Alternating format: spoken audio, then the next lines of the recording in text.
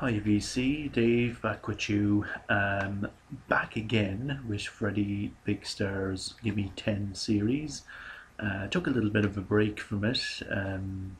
Didn't do 85 and 86, so I'm back again with 87. 10 choices. These are 10 choices.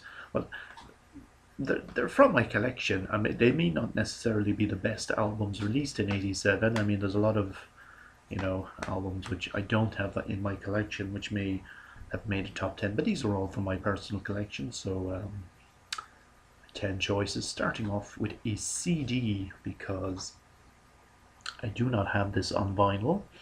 This is the only Smiths album, or studio album, that I don't have on vinyl, and that is Strange Ways, Here We Come, their final album, released shortly before they split up. Yeah, there is not a single bad song on this. Death of a Disco Dancer, Girlfriend in a Coma, Stop Me If You Think You've Heard This One Before. Yeah, absolute stone cold classic. So they went out with a bang with this one. Yeah, just absolutely essential album. Now, I'm shooting this in advance, so I don't know yet what Freddie's choices will be, but I have a sneaking suspicion that he might show this one. He kind of hinted in his 86 one that we would be. He showed Depeche Mode's Black Celebration. He kind of hinted, but anyway, here it is. Depeche Mode, Music for the Masses, their release from 1987, and absolutely superb album this. Never Let Me Down Again, Strange Love, yeah, so one of their best, in my honest opinion. Released on Mute. This is an original UK pressing, which I was very lucky to find in a charity shop earlier in the year. Doesn't have the original inner sleeve, but hell, can't really complain. But yeah, so definitely one of the top 10 albums of 1987 for sure.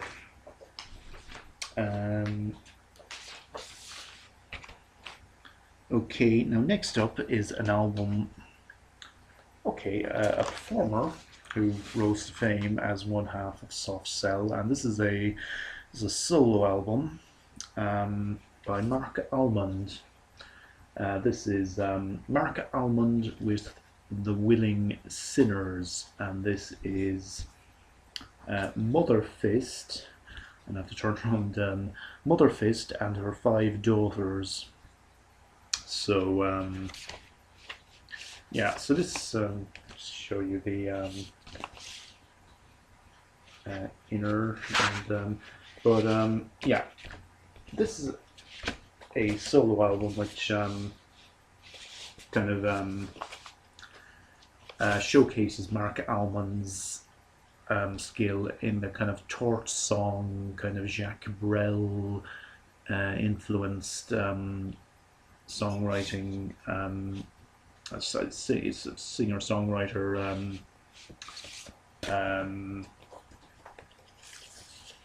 area. So this is very much a kind of quite different to to what he did with Soft Cell.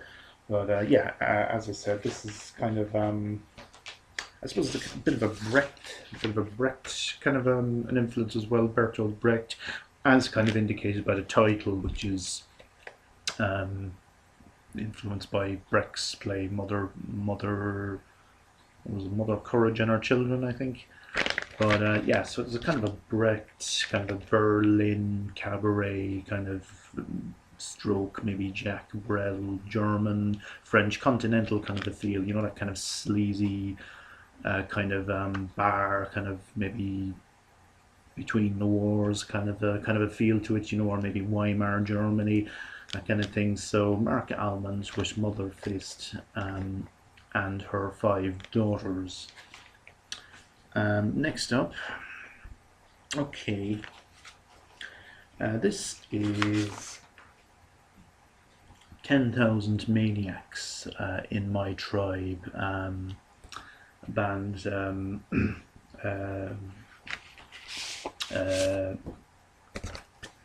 led by Natalie Merchant. Yeah, so this is a kind of a mixture of I suppose kind of folk influenced indie rock, I suppose you could call it. And this is a really nice cover of Cat Stevens' Peace Train on this, which this is an original 1987 release. So subsequently,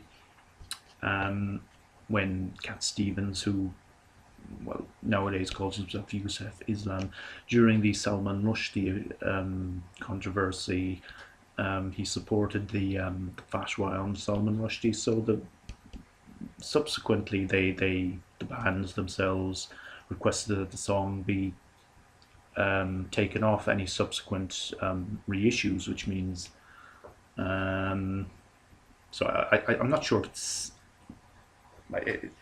still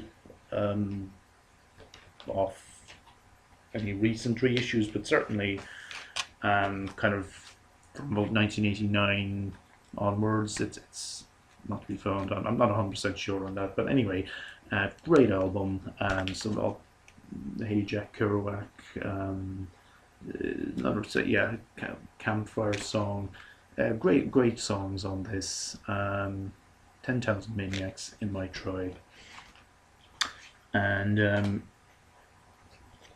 okay, of course, as you all know, of the sad passing of Leonard Cohen recently. This is Jennifer Warren's famous Blue Raincoat, and of course Jennifer Warren's, who well known for her work with Leonard Cohen. This is an album she released in 1987 of cover songs covering songs by Leonard Cohen, and he does make an appearance on this album as well on Joan of Arc. It's a guest appearance, but yeah. So first we take Manhattan. Ain't Got No Cure for Love, Came So Far for Beauty. Yeah, some fantastic cover versions. Because the interpretation, because I mean she has had been linked, kind of as a backing singer and collaborator with him for quite a long time. So really, these covers are really kind of really do the original songs justice. Okay, so David Sylvian featured in my last contribution to Gimmie 10 in 1984, and here he is again with David Sylvian, Secrets of the Beehive. And again, this is a superb ambient influenced album with a fantastic list of collaborators. Again, we get Danny Thompson on double bass, Sakamoto,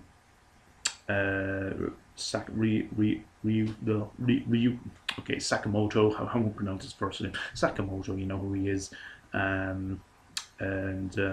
Yeah, so yeah, this is really up there with some of the best stuff that David Sylvian has produced, either solo or in collaboration, or as a part of his work with Japan. So David Sylvian's Secrets of the Beehive.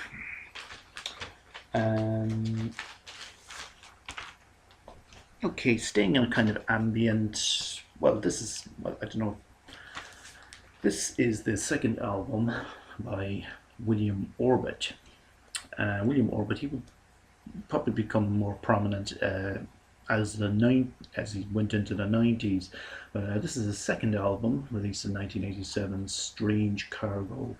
This was the first in a trio of albums which came under the Strange Cargo title.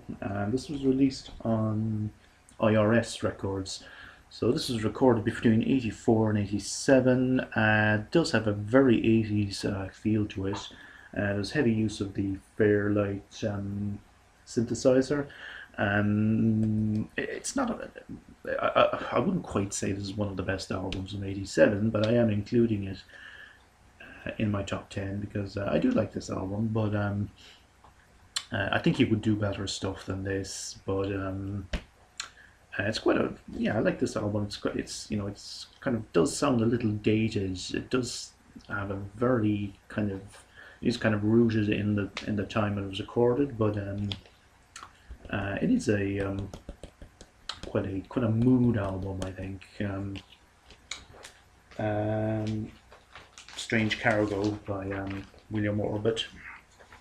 Now, next one is a bit of a cheat because it's not really a full album. This is more of a mini album, but I'm going to put it in anyway.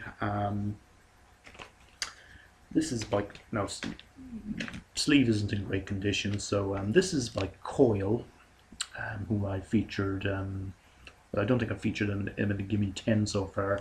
But Coil, duo comprising of Peter Christopherson and John Balance, a breakaway group from,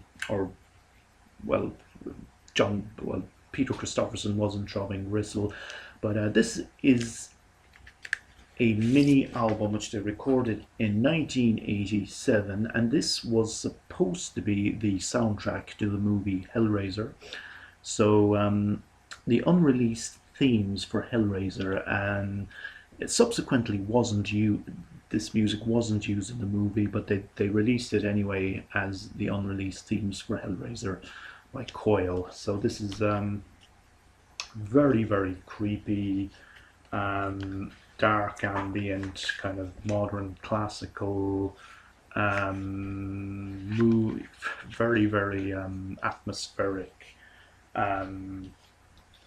piece of music indeed by John Balance and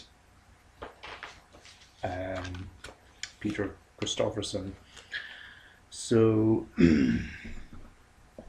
1987 saw the release by a huge selling album by an Irish band called U2, but I'm not going to show that because I don't actually have that in my collection. But I am going to show another album by an Irish band who are somewhat more obscure. This is a band called this band is called Princess Tinymeat. Now this is another kind of a cheat because this is not a studio album as such. This is a compilation which was released a year after they split up. So this is material which was recorded between 1984 and 86 because they never released a studio album. So this is called Herstory, a compilation. Princess Tinymeat were formed by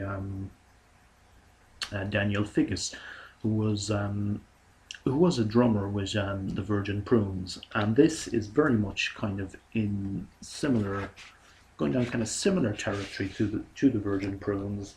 This is kind of experimental gothic rock stroke industrial, and kind of I suppose again, like the Virgin Prunes, kind of an outrageous kind of stage personas. Yeah, so there's some really like some of these. It's basically a collection of singles. Bun in the Oven, Put It There, The Fairest of Them All, and Devil Cock, which is kind of doesn't need any explanation, but kind of a strong kind of homoerotic streak running through these songs. But just to finish up, an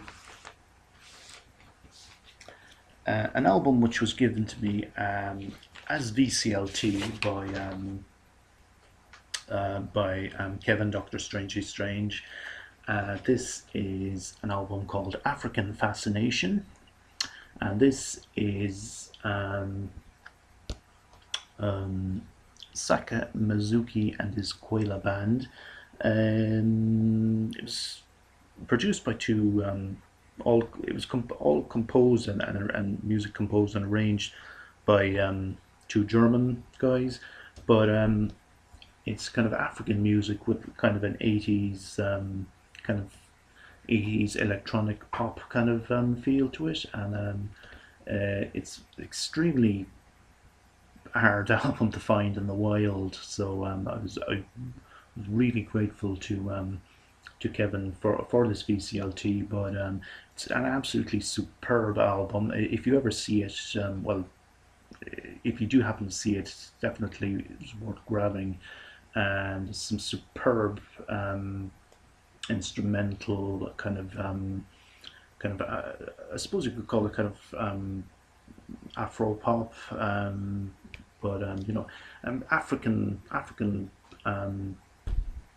percussion music with very much kind of an 80s kind of poppy feel, but it doesn't feel dated, you know.